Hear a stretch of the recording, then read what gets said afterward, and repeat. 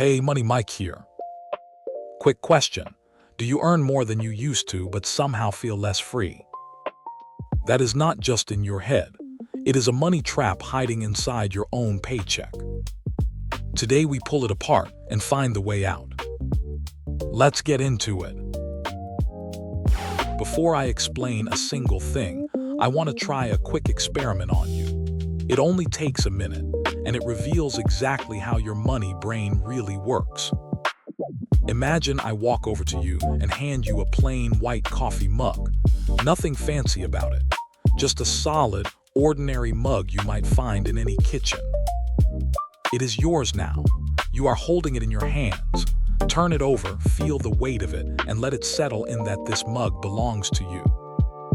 Now I ask you one simple question.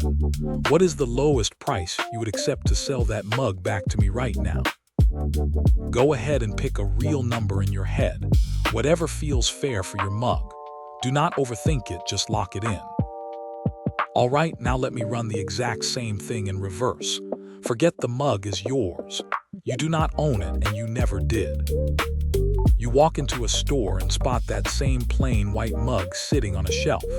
This time, what is the most you would pay to buy it? Here is the strange part.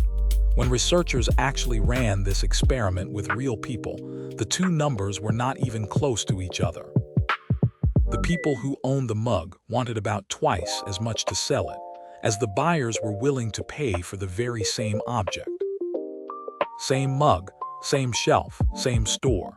The only thing that changed was a few short minutes of owning it. You did not suddenly turn greedy. Your brain simply reclassified that mug the very second it landed in your hand. That gap between selling and buying has a name. It is called the endowment effect, and it is quietly costing you money right now today. So let me show you what it is, where it is silently draining your wallet, and the one honest question that switches it off for good.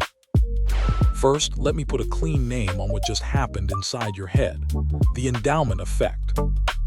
It is a simple, sneaky idea.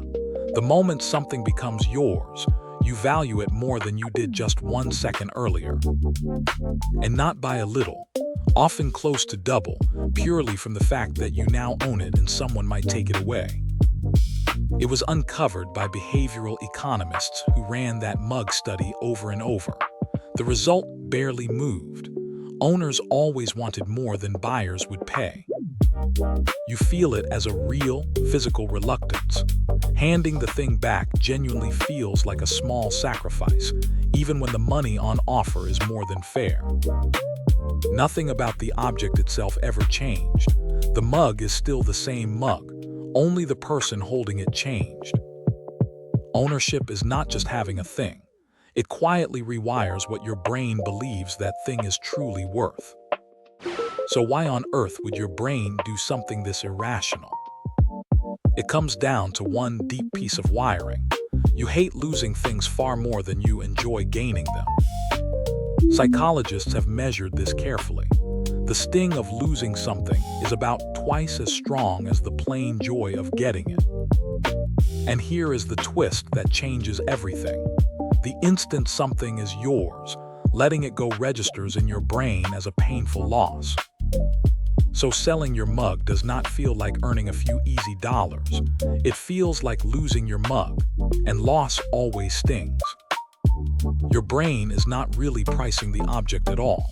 It is quietly pricing the pain of giving it up. There is a second reason hiding underneath.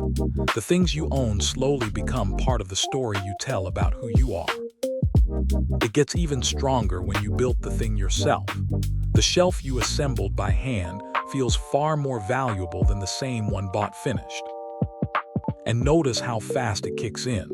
This is not years of attachment. In that study, a few minutes of ownership were enough to move the price. Your car, your home, the stuff on your shelves, they stop being simple objects and start feeling like actual pieces of you. Once you know this effect is there, you start seeing it absolutely everywhere in your life. Think about the last time you tried to sell a used car. Deep down, you honestly knew what it was really worth. But somehow your car felt worth more than the market said. You remembered every road trip and every repair you personally paid for. It happens with houses constantly. Sellers price their home on their memories and their renovations, and the cold market simply does not care about any of that.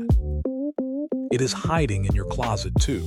That shirt you have not worn in years, but somehow still cannot bring yourself to give away.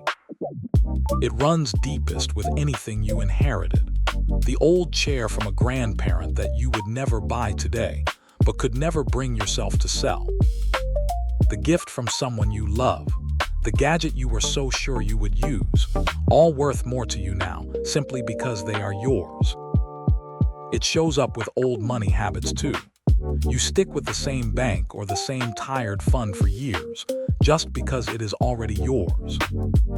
You are not keeping most of this stuff because you actually use it. You are keeping it because letting go quietly feels like a loss.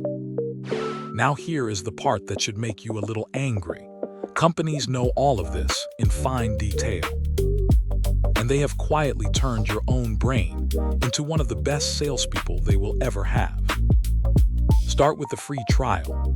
30 days free, cancel anytime, no commitment at all. It sounds so wonderfully generous. But watch closely what happens across those 30 days. The service slowly, quietly, without you even noticing, becomes yours. Now canceling does not feel like dodging a monthly charge.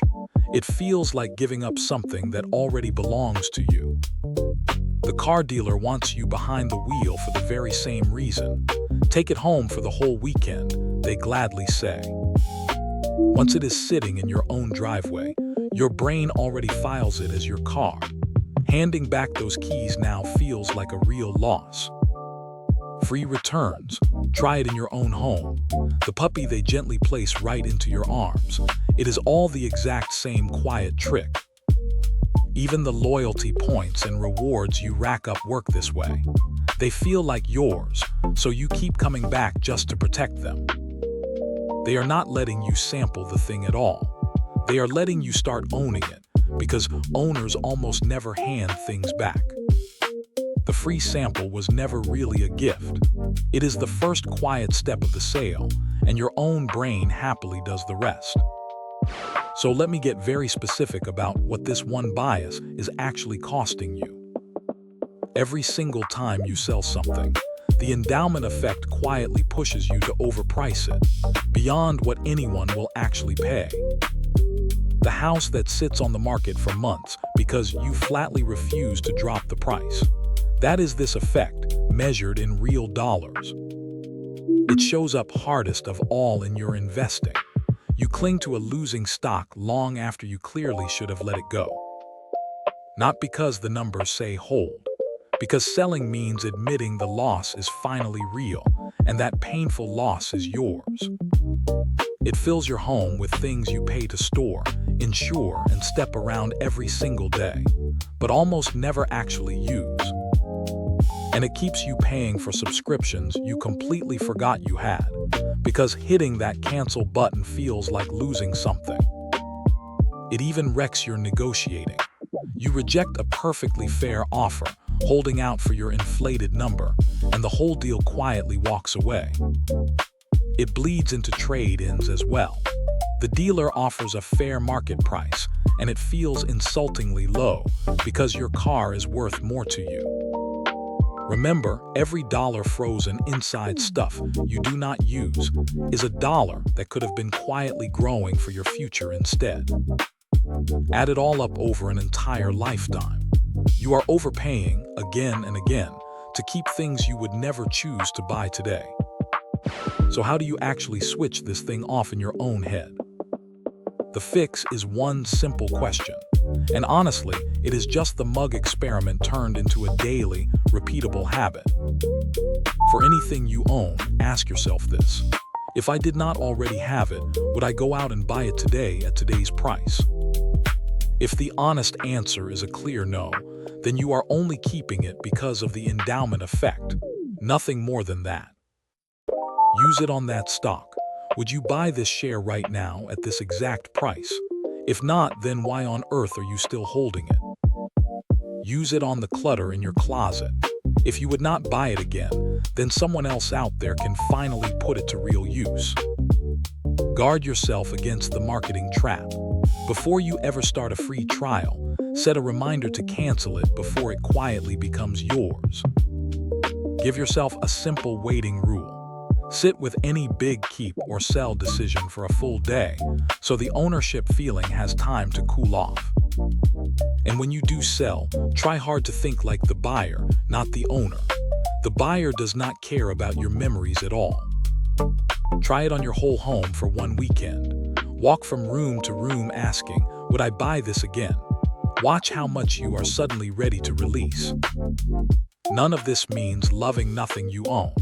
It means owning your things instead of quietly letting your things own you. So here is the whole idea in one breath. The very moment something becomes yours, your brain quietly overvalues it.